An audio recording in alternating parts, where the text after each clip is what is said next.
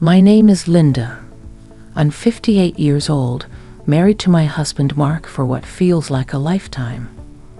33 years, to be exact. We've built a quiet life in the suburbs of Cleveland, Ohio. Our 2 kids are grown and scattered across different states now, living lives I watch mostly through photos and the occasional Sunday phone call.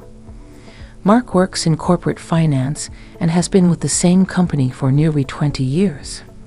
I used to be a school librarian, but I took early retirement last year. Lately, I've found myself filling time with gardening, reading, and attending the occasional charity function with Mark, dutifully playing the role of the supportive wife. It was one of those charity dinners that changed everything. The invitation came from Mark's boss, Gregory Nash, a name I'd heard over the years, but never met in person. Mark described him as sharp, traditional, and a bit distant, the kind of man who didn't waste time with pleasantries, but held a commanding presence in every room he entered. The event was being hosted at a private club downtown, one of those old-world places with dark wood paneling, soft piano music, and waiters who seemed to glide rather than walk. I remember feeling slightly self-conscious that evening.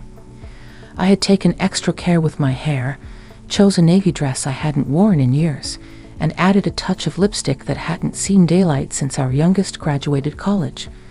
I couldn't say why I tried so hard. It was just dinner. But something in me wanted to feel visible again. When we arrived, Mark introduced me to his colleagues with pride. I shook hands, made polite conversation, and tried to stay interested as they talked shop. Then Gregory approached. He was taller than I imagined, with silver-streaked hair, a clean-shaven jaw, and eyes that held you for a moment too long. His voice was calm, but there was something in it, something measured. "You must be Linda," he said, extending his hand. "Mark's told me you were once a librarian. I always thought librarians were the keepers of secrets." I smiled politely. "Only the good ones." His laugh was quiet, genuine. He didn't move on quickly like the others had. Instead, he stood there a while, asking about books I loved, authors I admired. He asked questions no one had asked me in years, about the things that lit me up inside. Later, at the table, I found myself seated between Mark and Gregory. The dinner was slow and drawn out, full of polite clinks of silverware and business anecdotes. At one point, someone mentioned a local author I admired. I chimed in, and Gregory turned toward me again. "I had no idea you were so passionate about writing," he said, almost as if it surprised him. I was about to respond when I felt it, his hand, just a light brush against mine beneath the table. It could have been accidental, but it lingered for a moment too long to dismiss as nothing. His fingers grazed my knuckles, warm and deliberate, before pulling away. I didn't look at him immediately. My heart had already started its quiet pounding, and I was suddenly aware of how warm the room had gotten. I glanced over. He was focused on someone else speaking, as if nothing had happened at all. But when his eyes flicked back toward me a few minutes later, there was a softness there, a quiet acknowledgement.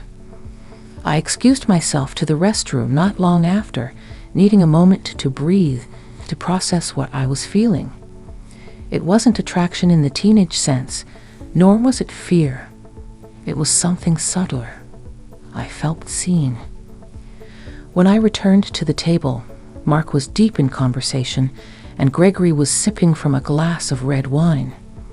He looked up at me as I sat down, and for just a second, his hand brushed mine again, this time, less by chance. We didn't speak of it. We didn't need to. But I knew, even then, that something had shifted. Something quiet, something unexpected. And even though I told myself it was probably nothing, I couldn't deny the stir inside me, like the first page of a story I didn't know I had been waiting to read. The days after the dinner passed quietly, at least on the surface. Mark went back to his usual routine: early mornings, coffee in a travel mug, quick kisses on the cheek, and long hours at the office. I busied myself with the usual things: tending to my small rose garden, sorting through old photos, and wandering the local farmers market on Wednesdays. But no matter what I did, I couldn't shake the feeling of Gregory's hand brushing mine, the way his eyes had lingered on me with something that felt like recognition. It had been so long since someone looked at me like that, not out of obligation, not out of habit, but with genuine curiosity. Mark loved me, I never doubted that. But love after 30 years becomes quiet, familiar, folded into routines. Gregory's glance reminded me of something I had nearly forgotten: what it feels like to be noticed as a woman, not just a wife. A few days later, Mark came home and mentioned that Gregory had invited a few couples from the office to his home for a weekend gathering. He wants everyone to feel more connected. It's just a casual thing, he said, loosening his tie. Gregory insisted you come. Said he enjoyed talking with you.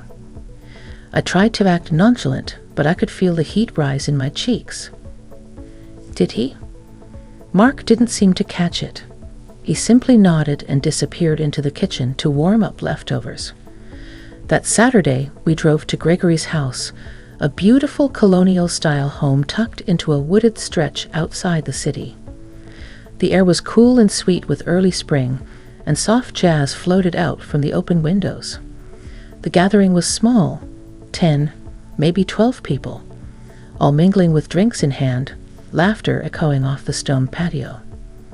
Gregory greeted us at the door, his usual poised demeanor wrapped in casual charm.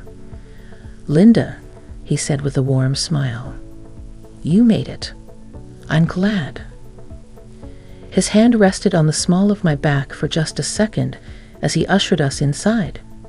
It was subtle but deliberate. My body registered it before my mind had a chance to catch up. As the evening wore on, I found myself drawn into conversation with Gregory again. We stood near the fire pit in the backyard, the soft crackle of flames between us. Mark had wandered off to talk shop with some of the other men. Gregory handed me a glass of white wine. "You seemed distant earlier. Everything all right?" I hesitated, not wanting to admit how often I thought about our last interaction. "Just thinking," I said finally. "Sometimes I feel like I've turned invisible since retiring." He studied me for a moment. "You're far from invisible, Linda." There was something about the way he said my name that made it feel like a secret being gently spoken aloud. I glanced at the fire, feeling its heat on my face. "You're kind to say that." "It's not kindness," he said softly. "It's truth." We stood in silence for a moment, just the two of us beneath the darkening sky. Then gently, he reached for my hand. This time, it wasn't by accident. His thumb brushed across the top of my fingers in slow, deliberate circles. The gesture wasn't overt, wasn't demanding. It just was. "I shouldn't," I began, but the words caught in my throat. "You haven't done anything wrong," he replied calmly. "And neither have I." I didn't pull my hand away. I didn't lean into him either. I just let the moment hang there between us, like the scent of smoke and jasmine in the air. Eventually, someone called from the patio and we separated. But something in me had shifted again, deeper this time. It wasn't just about being noticed. It was about feeling awake, like something within me had quietly stirred from years of sleep. When Mark and I left later that night, Gregory's eyes found mine once more. No words, just that same soft glance, acknowledging what had passed without a trace of guilt or pressure. Only understanding. On the drive home, Mark hummed to the radio, content, and unaware. And I, sitting beside him, stared out at the moonlit road ahead, unsure of where this new path was leading, but unable to pretend it didn't exist. The week that followed felt different, like the rhythm of my life had subtly shifted a half step. Nothing was outwardly changed. Mark still read the paper every morning. I still folded laundry while old jazz played from our kitchen radio. But inside me, something was unraveling. Or maybe it was unfolding. I wasn't sure. Gregory hadn't called, hadn't written.